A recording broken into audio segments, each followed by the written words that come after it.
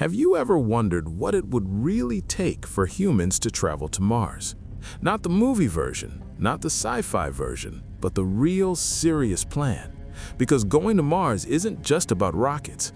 It's about time, patience, survival, and pushing human limits.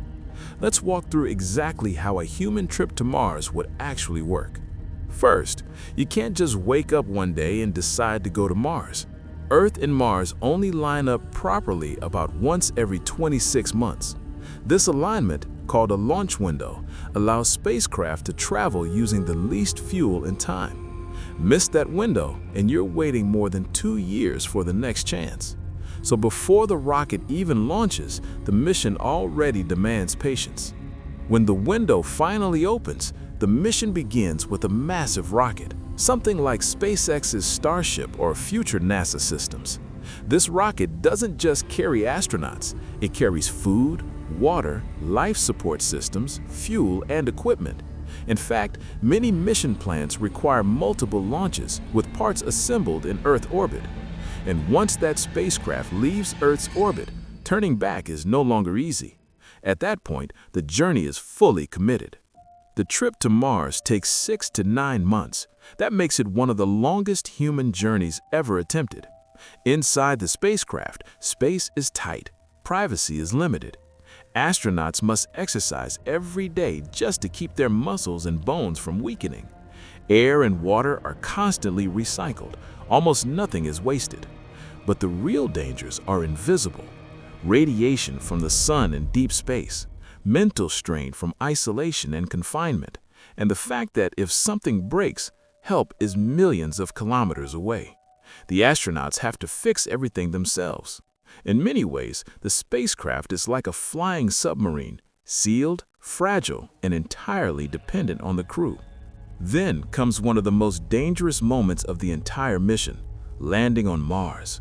Mars has an atmosphere that's too thin for parachutes alone, but thick enough to create extreme heat during entry. So engineers use a combination of heat shields, supersonic parachutes, and retro rockets. This phase lasts only a few minutes, but everything depends on it. NASA engineers call it the 7 minutes of terror.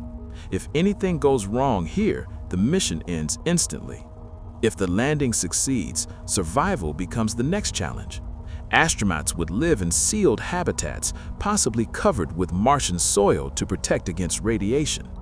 Oxygen would be produced from Mars's carbon dioxide-rich atmosphere. Water would be extracted from underground ice. Food would be partly grown and partly brought from Earth.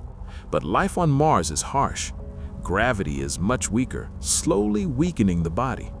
Dust storms can last for months, and Mars has no global magnetic field, meaning constant radiation exposure. Mars is beautiful, but unforgiving. After landing, there are 2 possible paths. The first is a return mission. Astronauts would stay on Mars for about 18 months, waiting for the next launch window, then spend another 6 to 9 months traveling back to Earth. The second option is a one-way settlement, a permanent stay. No guaranteed return, just the goal of building a self-sustaining human presence on another planet. It's ambitious and highly controversial. If you go to Mars and come back, the mission takes about 2.5 to 3 years of your life. No quick rescues, no emergency deliveries.